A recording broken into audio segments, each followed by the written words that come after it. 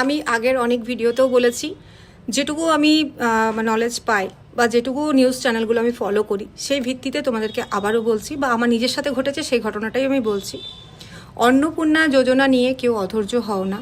আমি আগের মাসে ফর্ম ফিল আপ করে এই মাসে টাকা পেয়েছি, আগের মাসে কোনো রকম টাকা পাইনি। আগের মাসের শুরুতে যারা করেছিল, 3 তারিখের আগে যারা করেছে তারা শুধুমাত্র টাকা পেয়েছে।